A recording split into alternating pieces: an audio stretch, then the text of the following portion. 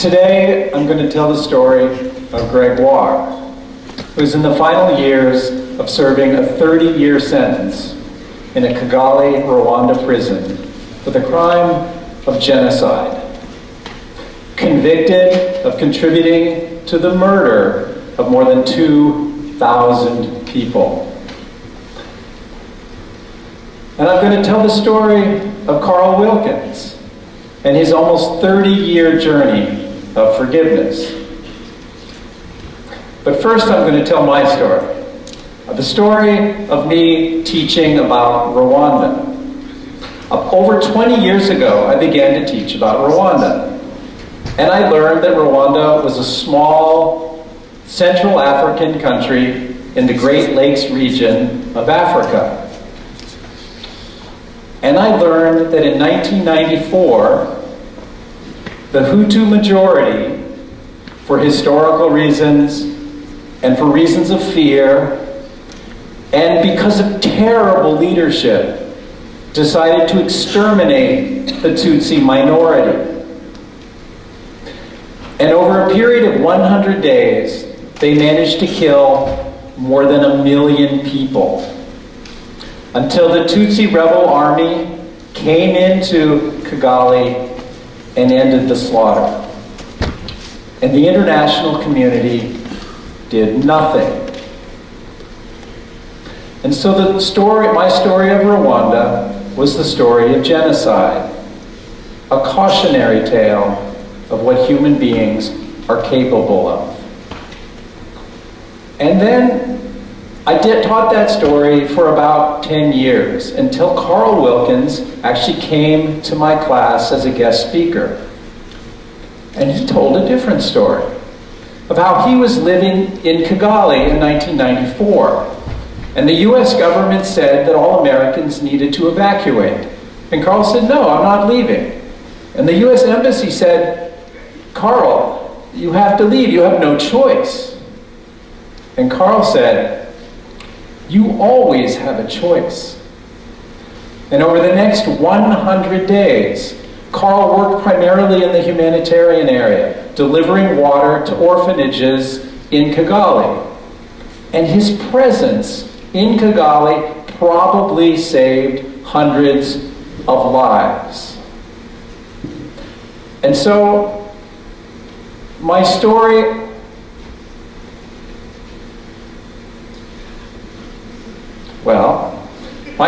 of Rwanda became the story of heroes. And it turned out that Carl wasn't the only one. There were heroes in the UN and in the International Red Cross, and ordinary Rwandans doing extraordinary things to save lives. And I liked that story. And I told that story for the next several years. And Carl would continue to come back to my classroom. But an amazing thing started to happen, because Carl was going back to Rwanda, and his story began to change as well. And he talked about this miracle that was going on in Rwanda, a political and an economic and especially a social transformation. Because the Rwandan government had committed itself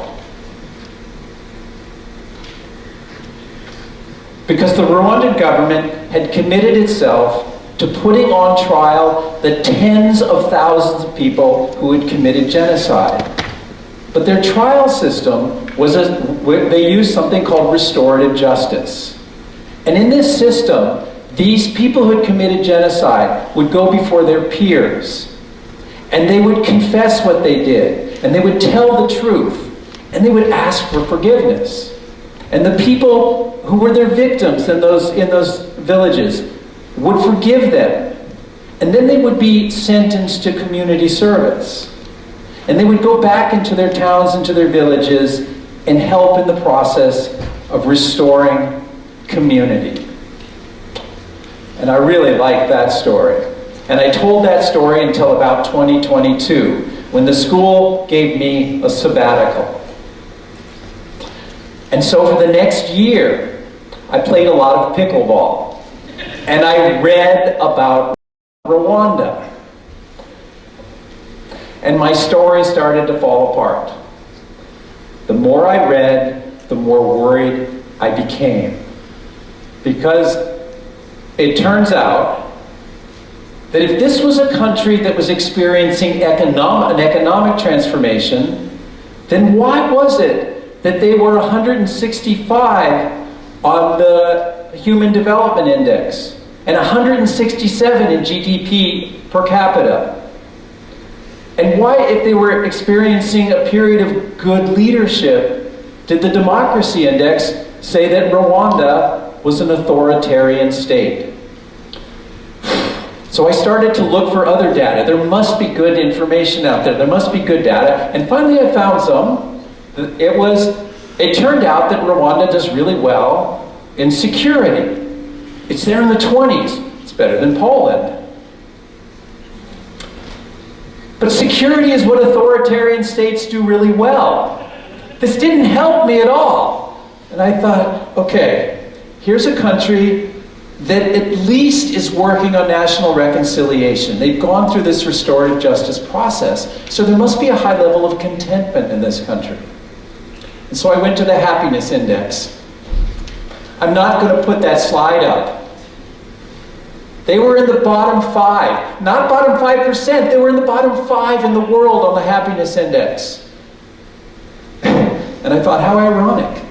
I've had an entire year to study a topic, and I have absolutely no idea how I'm going to teach it ever again. And then I also read about, I said, well, why don't I start to then read about Gacaca? At least Gacaca must have worked. And what I discovered, that yes, there were tens of thousands of trials. And yes, people did go and confess to their crimes. And they told the truth. And some of them told some of the truth. And some of them refused to tell the truth at all. And yes, people forgave them. And some people pretended to forgive them.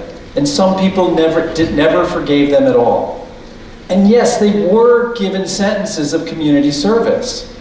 But it's because they had already spent 10 years in prison. And so in fact, these were for lesser crimes of genocide, and they were sentenced to time served.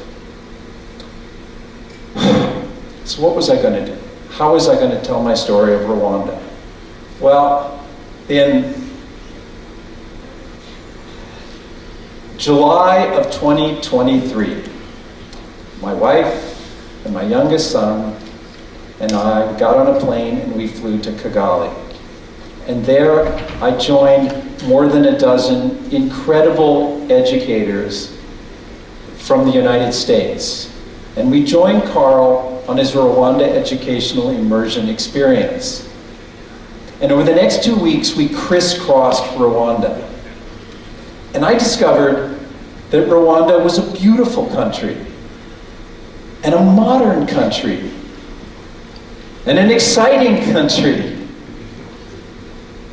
and a friendly country, and a colorful and quirky country. Yes, that's a bicycle. And I discovered that all across the country it is dotted with genocide memorials. And these memorials are places of horror and hope. Yes, they are committed to remembering the genocide, remembering what happened there. But they also use these memorials as a place of education, a place to talk about national reconciliation in order to restore community. These places are a place where they talk about how this happened there, and this is what human beings are capable of. And so I began to discover that everywhere in the country they talk about reconciliation. There are reconciliation villages where they bring perpetrators and victims together and put them into a village where they can begin to create community. And they talk about it in their humanitarian organizations and in their educational programs. And And they talk about it at the highest levels of the government. They have a whole ministry devoted to unity and reconciliation. And most amazing of all is they talk about reconciliation in the prisons. So this brings me at last to my story of Gregoire and Carl. In 1994, Carl took a load of water, a delivery of water to the Gasimba orphanage. And when he got there, the director was distraught because the day before, several people there had been murdered. And as Carl was talking to him, the Interhamwe, the local thugs, the local death squad begin to appear, and they come and they surround the orphanage. And a car drives up. And this is a green Mercedes station wagon. And a gentleman gets out who's responsible for this entire group of Interhamwe. And I won't tell the story of what Carl did that day, but to suffice to say that no one died. Fast forward 25 years, Carl comes back to Rwanda. And he's taking groups of teachers and students with him. And he takes a group of students and they go to the prison.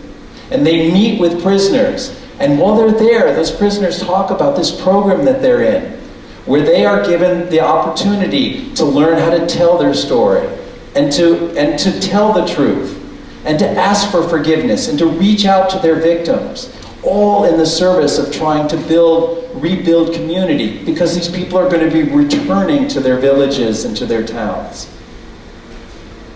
And this is an incredible opportunity for their students. Until literally about 2 hours in, one of the men there mentions a green Mercedes station wagon. And Carl has a physiological reaction to this. He talks about being sick to his stomach, and he flees the meeting. And for the next year, he goes through therapy, and he journals, and he prays, and he tries to figure out how he can ever, in his life, look at this man Gregoire and see in him any humanity, to see him other than the worst thing he ever did. And a year later, Carl goes back. And he meets with Gregoire. And Gregoire tells the truth about what he did.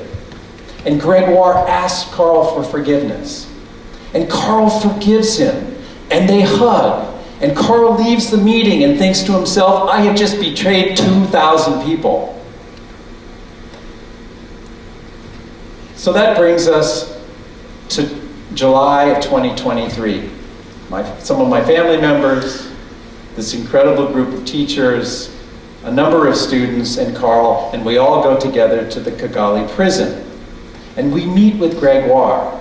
And for the next hour, Gregoire tells the truth. He tells the story of what he did.